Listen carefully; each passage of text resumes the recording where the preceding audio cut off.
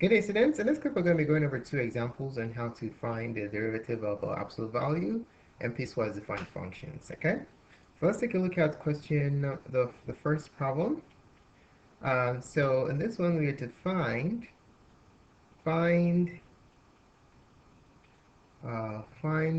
y prime for y equals the absolute value of sine x squared. Sine x squared. Alright, so we're going to do this using two methods. We're going to find y prime for y equals sine absolute value of sine x squared using exponents. And then we'll verify our results, then verify your results using the formula, the formula for the derivative of absolute value functions. Using the formula, the absolute value of u prime is equal to u times u prime over the absolute value of u. Okay, so we're going to first of all find the derivative of this function using exponents. Then we're going to use this formula to verify that our result is correct. Okay, so method one is the method of exponents. Using exponents. All right, so how do we approach this problem? The idea of finding the derivative using exponents? Well, that involves rewriting this absolute value function using exponents. Okay, so absolute value of sine x squared can be written as the square root of sine square of x squared. Okay, you have to remember remember that if you take the square root of x squared, for instance, this is equal to absolute value of x. So the square root of a square is another way of writing the absolute value of the argument or the radicand.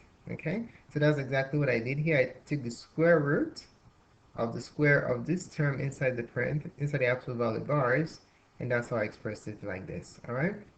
So this is what we're going to be finding the derivative of this function right here.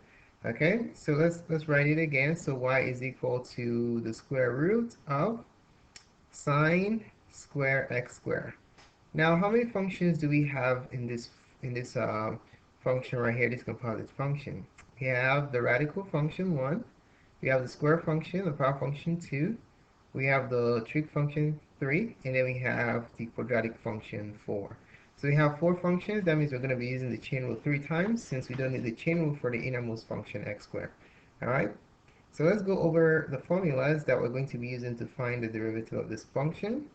So formulas, we're going to be starting from the outside all the way in. Okay, so the outermost function is the radical function, so we're going to be looking for dx of the square root of u. Root u because the argument, the radicand of the square root function is a function itself. Okay, so the derivative, there's a shortcut you can use. This is 1 over 2 root u. This is the shortcut of using the power rule. If you use the power rule and simplify, this is what you end up with. Okay, so you have 1 over 2 root u du dx. All right, and then the next function is a square function. Remember, sine is being raised to the second power. So dx of of u squared, since a function is what's being squared, not a variable. If we apply the power rule here, this is going to be 2u du dx. All right, and then next we have the trig function sine x. So we're going to find ddx of sine. Now, since sine is also a composite function, sine is being composed with x squared, we're going to have sine u.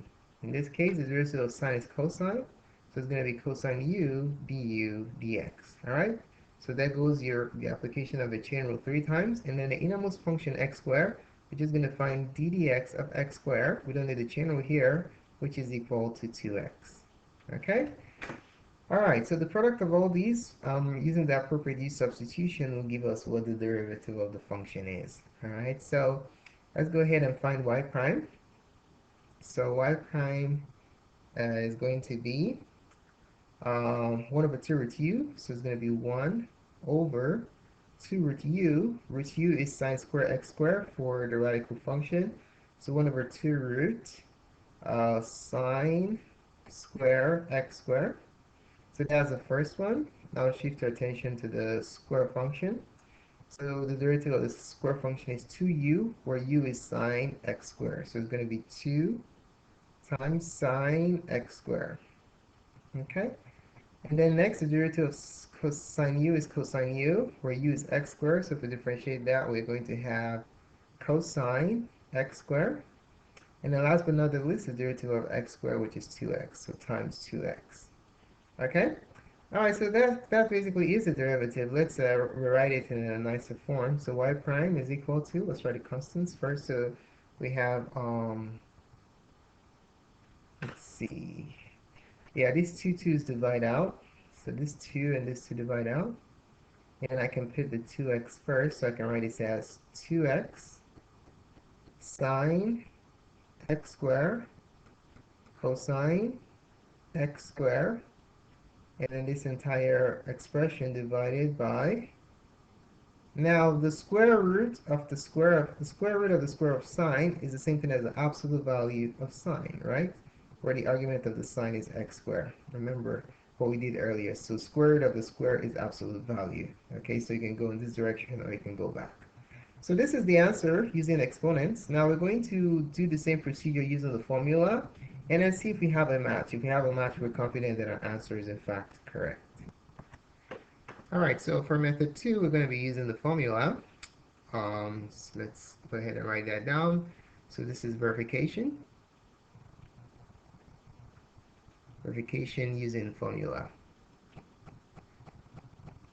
Okay, all right, and then the formula that we're talking about here is the derivative of the absolute value of u is equal to u times u prime over the absolute value of u. All right, so that's the formula. In this case, we have y is equal to absolute value of sine x squared. So we can clearly see that what we're taking the absolute value of is sine x squared. So u is equal to sine x squared. So u is equal to sine x squared, then that follows that u prime, we're going to have to use a chain rule here since we have a composite function, is going to be sine x squared. I'm sorry, if we differentiate the parent, the derivative of sine is cosine, so it's going to be cosine x squared times the derivative of the input x squared, which is 2x. All right, so that's what u prime is. All right, now we're just going to put u and u prime into this formula right here and see if we have a match, okay? So y prime is going to be u. U is sine x squared times u prime, which is cosine x squared times 2x, divided by the absolute value of u. And we know what u is. U is sine x squared. So absolute value is sine x squared. Okay, so we can rewrite this as 2x sine x squared cosine x squared divided by the absolute value of sine x squared. All right, so divided by the absolute value of sine x squared. So the question is this a match? Is this the same thing as what we had before? All right, let me just box it and then we can do a comparison. Let's do a real quick comparison right here.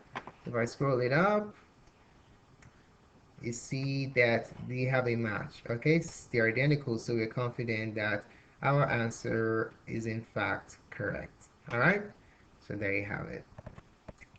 All right, let's take a look at the next question. So in this case, we are to find the 5-part problem.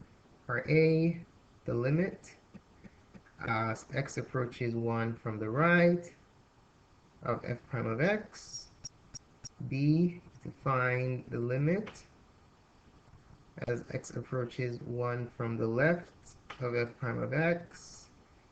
C, you to find the limit as h approaches 0 from the right of f of 1 plus h minus f of 1 over h. And then Part B, you're going to find the limit as h approaches 0 from the left of f of 1 plus h minus f of 1 divided by h. And then part E is f of x differentiable at x equals 1. Is it differentiable at x equals 1? Why or why not? Okay, so you basically use your answers from these four previous parts to arrive at a conclusion, which basically indicates whether the function is differentiable or not at x equals 1. And all of this you're going to do for the function for the piecewise defined function f of x equals um, x minus 1 squared for x is less than 1, and then 3 times the natural logarithm of x for x greater than or equal to 1. Okay, so this is a function that we're dealing with here. All right, so in order for us to answer part A and B, we need the derivative of this function right here, and then we can then take the limit as x approaches 1 from the left and right. Okay, so let's take the upper function. For x is less than 1, we have f of x equals x minus 1 squared. So what's the derivative of this one right here? So f prime of x, we're going to use a chain rule here, is 2 times x minus 1 times 1, okay, which is equal to 2x minus 2. So that's the derivative of the function for x is less than 1, okay? And then for x greater than 1, we have the function f of x equals 3 times the natural logarithm of x. So when we differentiate that, f prime of x, you're going to have 3, the derivative of ln x is 1 over x. Okay, so you have 3 over x. Okay, so this is the function. Then the derivative function, that implies that the derivative function f prime of x is going to be this one, 2x minus 2, 2x minus 2 for x is less than 1, and then this one, 3 over x, for x is greater than or equal to 1. Okay, so those are the two piecewise functions that we have here. All right, now that we have the functions, we can now proceed to finding the limit from the left and the right of the derivative. So let's see what we have here for the a part. We're to find the limit as x approaches 1 from the right of f prime of x. So if we're approaching 1 from the right, this will be the function that we're looking at right here. So we're going to be looking at the situation where we plug in 1 into this function at the bottom. So it's going to be 3 over 1. All right, so 3 over 1 is equal to 3. Okay, so that's the value that the derivative is approaching from the right. Okay, and then the b part, we have to find the limit as x approaches 1 from the left of the function of f prime of x. So the derivative function, if you're approaching from the left, this is a function that's active, so we're going to plug in 1 into the x here. So we're going to have 2 times 1 minus 2, which is 0. Okay? So this is the value that the derivative is approaching from the left.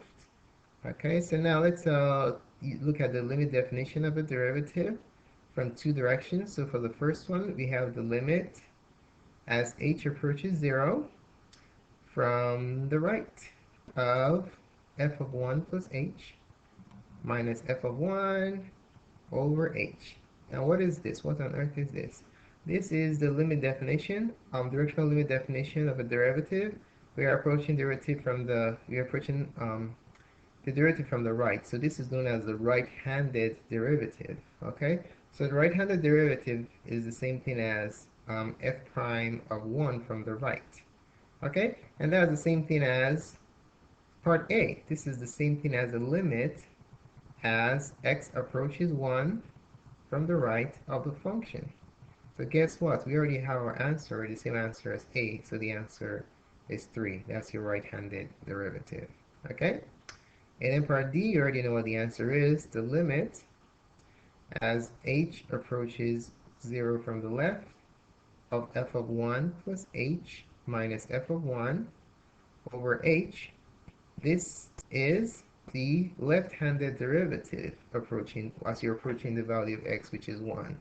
Okay, so that's f prime, same thing as f prime of 1 from the left, which is the same thing as the part B, as you might have expected. The limit as x approaches 1 from the left of, sorry, it's supposed to be a prime here, of f prime of x. Okay, what value is the left-hand derivative approaching? So we already know what the answer is. The answer is 0. Okay? So part E, is the function differentiable at x equals 1? The answer is absolutely not. What we found out that is that the left and the right hand derivatives are different, so the function is not differentiable at x equals 1. Okay, so the function, write down the answer first and then the reason, is not differentiable at x equals 1 because the left and right hand derivatives are different. The left and right hand derivatives are different. Derivatives are different. So you have to remember that the derivative is a limit, okay? That's why it doesn't exist sometimes, because sometimes the derivative from two directions to a point are different, okay? So that's basically that.